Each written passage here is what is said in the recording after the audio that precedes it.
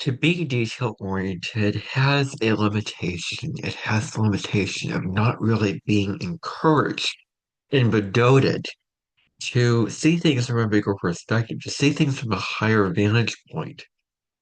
And so, for the people who were born with Mercury and Sagittarius, they have this incredible gift and ability to really step back and see things from a much broader perspective, see the forest for the trees, and really make decisions from that place and act from that place of big picture thinking. And that is the hallmark of Mercury and Sagittarius. And when we think of the big picture, we think of the broader scope of it. We're more positive, we're more optimistic, we're more potential oriented, as opposed to being so caught up in the flaws, which is Mercury's domain, because Mercury rules Gemini and Virgo. Some people say that Mercury is exalted in Virgo, but really it's at domicile at Virgo. I do want to clarify that Mercury is exalted in Aquarius because Aquarius is ruled by Uranus, which is the higher mind. And Aquarius is very innovative, forward thinking, and has a high level of intelligence. So Mercury, the planet of communication, can do really, really well in that sign. So I would argue that Mercury is exalted in Aquarius and is at domicile, not exaltation, but domicile in Virgo. You cannot have a planet being domicile and exalted at the same time. They're two different things. Just like Venus rules Taurus and Libra. Venus is exalted in Pisces. It doesn't rule Pisces, but it's exalted in that sign. So that's what I want to really project out loud and clear into the world, is that I have seen a couple things. I have seen traces of myth and lies going around about that. And I don't believe it. I don't support it. And anyway, I just wanted to clarify that. So enough said on that. So Mercury is communication, it is intelligence, it is the intellectual ability to send and receive messages.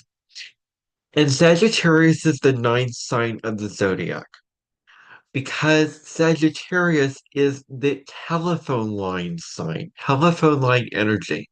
When you're traveling on the highway, Sagittarius traveling, you see telephone lines. And so whenever think of Sagittarius, I always picture telephone lines. And that's the first thing that comes to my head when I just simply look at the word Sagittarius.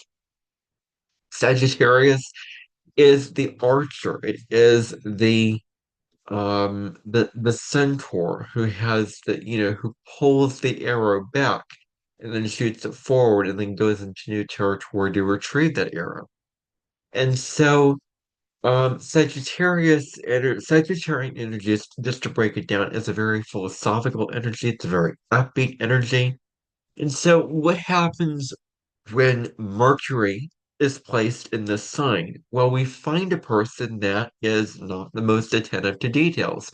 Virgo, ruled by Mercury. Mercury is a very detail-oriented planet. The day-to-day, the data that you collect, the information that you transfer. And so Sagittarius is not about that at all. It's about seeing things from a big picture perspective. So these people have this ability to see things from that kind of perspective. They focus on the bigger picture of things, the bigger outlooks of things.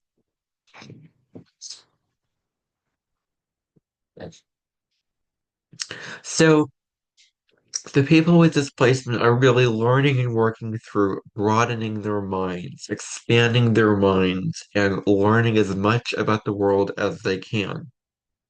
They are very open-minded people. They're very adventurous people. They're always up for a new quest, a new journey. And they're always curious about what new information could I learn. With Mercury and Sagittarius, the mind goes far and wide. They have far and wide stretching minds. It's all about stretching yourself, expanding, moving into new shifts and shapes of the about to come sense, you know, where you're expanding your thought processes. So that's really what you're doing. And so Mercury rules ideas and words. So what I want to clarify very, very upfront here, Sagittarius is action because it is a fire sign, but keep in mind that Sagittarius is the air fire sign, which means that Aries is the earth fire sign, Leo is the water fire sign because it rules the heart. Leo is a very emotional sign, and water is emotion. And so Sagittarius is very airy. Even though it's a fire sign, it does have that element of air in it because it's very curious to new ideas. It wants to explore, it wants to carry interest, it wants to learn, it wants to grow spiritually on a soul level. But Sagittarius is a fire sign. So it does deal with action and it does deal with taking action, traveling to new places, really being, in spirit, inspired in spirit to do it because that fire is the spiritual part of us, that wants to grow, that wants to explore, wants to just be and express itself out into the world. Especially Leo energy is very connected to the inner child. So it's very, very important. So, um, for the people with this placement, you can be very impulsive with your words. That's the downside with this, is that you can speak something, you can say something very, very abruptly, very pointedly, very bluntly, but you're not thinking about the consequences of that. You're not, you're speaking, saying something before you filter it, before you process it, before you consider, is this the right thing to say? Is this the wise thing to say that will serve my highest good and everybody highest this? Is it true? Is it compassionate?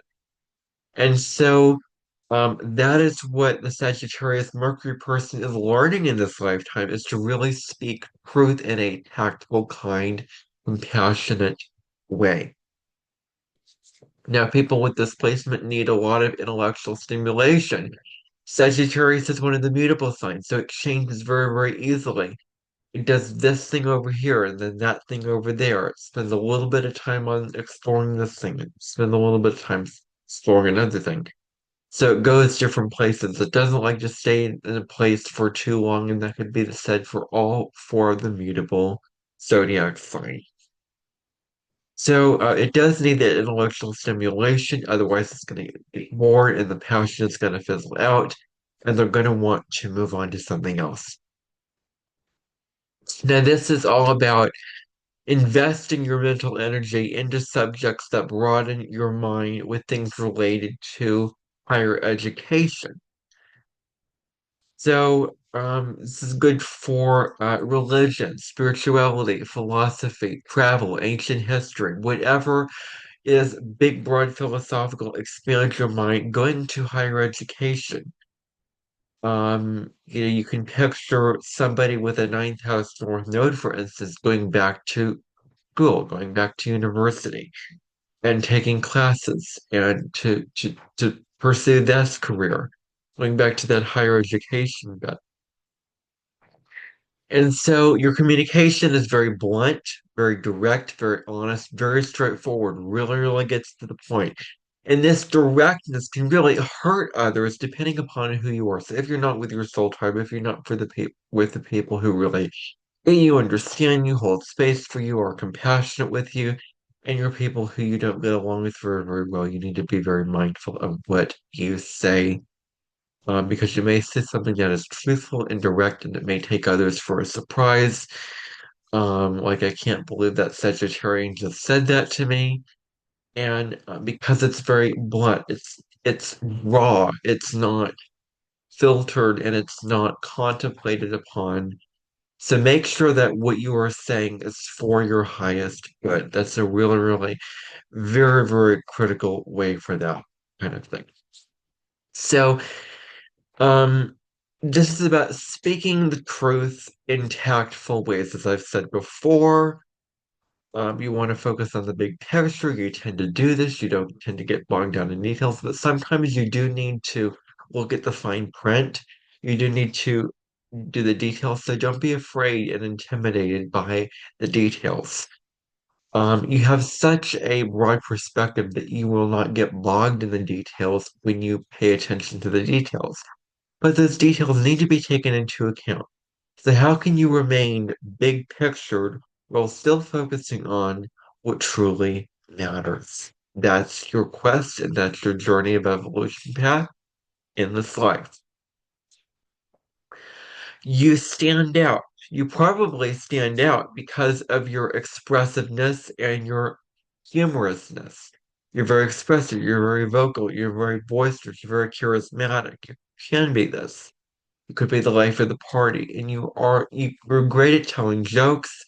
You have a very, very quick wit. You're great at humoring people. Comedy is very, very important for you. You're also a good storyteller. You can tell a story very vividly, very expressively, tuning into the right emotions of the story, telling it in a rather animated, real way so that the audience really feels what you're talking about. Um, and so again, uh, interests in spirituality, religion, and philosophy is really huge here. You may become aware of others' motivations and actions if you have this placement. So this is the curving of this is really tuning into that. You want to speak with honesty and humor.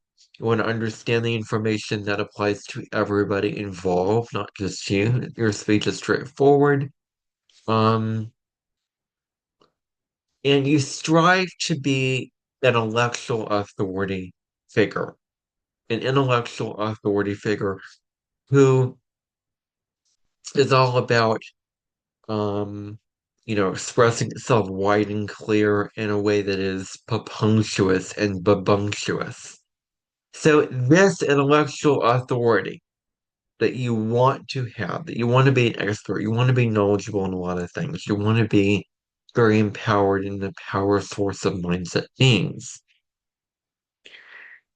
And so it's important to recognize, and this is a really, really big curveball, and I could say this even for the Sagittarius South Node placement in the birth chart, is that there's a tendency to only think that your truth is the only right truth, that your beliefs are the only beliefs that count matter, when actually Gemini, the sign opposite, is saying, hey, open up, be curious, learn about others' perspectives, other truths, other belief systems, other ideals, and being open and unbiased and impartial when it comes to really learning about those things and being open-minded toward those types of things. So you can teach others more effectively from this place of understanding where they're coming from. You focus on the higher philosophical truths of life. You desire to be out there in the world. You desire to explore the world and experience all that you can experience in it. Um, Adventures of all kinds excite you if you have this placements. You're always up for an adventure. You're very jovial, curious, you're a very jovial, curious, and intelligent individual. So that is a really, really high point of this placement. You may be warm and enthusiastic. That may be really, really huge here. Um, so you may get too caught up in the big picture, not detail oriented enough. Maybe idealistic. You may be very cheerful, very energetic, and very optimistic in your communication. You can exchange ideas with people from different backgrounds than you that gives you joy. So, this exchange of information is very, very huge to talk about here. You love to think about your future. You love to contemplate the future, what really is going on. And that you're very open-minded. Don't get too caught up in the philosophy where you ignore everything else besides that. It's very, very important. Another downside with Mercury and Sagittarius is there's this tendency to be very dogmatic, to be forceful, and to project and impose your views onto others. where you can become very self-centered, self-righteous, and where this forcing your belief of saying, oh, this worked out for me, this made me feel better. I find that when I do this, I feel better. You should do it too, in a way that sounds forceful, projecting, not as a suggestion or friendly advice. That's not what I'm talking about here. It's when you impose your beliefs onto others and when you project into others. Be very, very mindful of that. You want to understand as much as the world as you can. You can look at the meaning behind things. You can really, really pay attention to that. You want to create your own belief system. That's really, really huge here. So creating your own belief system and have it be in the maker shiftings is all coincide to you. So that's what you're here to do in this life is to have your own authentic individual belief system. You have a good sense of humor. Another downside with Mercury and Sagittarius is that you can exaggerate things and blow things way out of proportion. So you take one thing that is very, very, very small aspect situation going on, and you just blow it up like a balloon, and you make a big deal out of a small deal. It's very common for this placement to make mountains out of molehills. So you do want to be mindful of that as well. So you want to look for the overall result instead of paying attention to details. This is your nature. You look at the overall picture, the overall grand goal, instead of paying attention to the nitty-gritty of what's actually going on. You may get caught up in ideas that you cannot apply and manifest in your reality. So you overpromise. You have these lofty pipe dream ideas, but where is the manifestation? Where is the embodiment of those ideas? Where are you, are you acting upon those ideas? Can you act on those ideas? Or are they just abstract, but bon slab, but pon slab, but where they just mean nothing because you can't manifest them. So you're very honest and rather blunt. As I said before, there is always a need to be right with this place. You get caught up on being right, needing to be right. Um, and when it comes to acting, just like speaking, you don't think before you act all the time. You have a tendency to act and speak before thinking about it. So you may do a lot of things that you regret in your life, probably more so than, say, somebody else. Because of that impulsive quality to just do something without thinking about it, without thinking of the ramifications and the consequences of that action. You need new information. You're always on the hunt to learn new things. You need new information and new input in your life.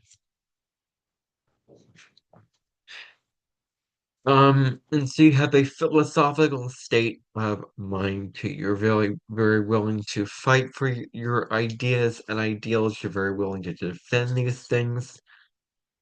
And so knowledge can be reflected through communication. This is really, really big. So, this knowledge is really, really huge for you. You can have a career in an educational field, such as being a higher education teacher. You're extremely curious as a person. You speak with self-confidence. You radiate that. You speak with enthusiasm.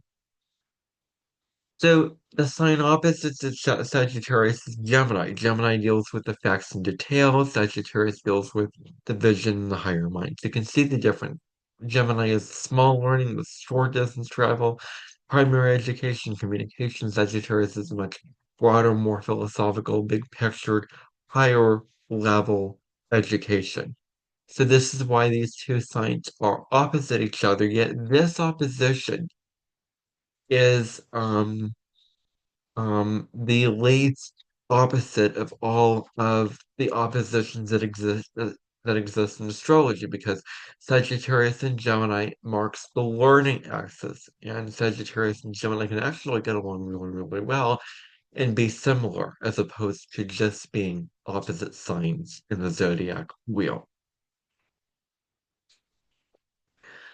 And so I do want to reiterate that others' truths, others' beliefs are just as important as your own.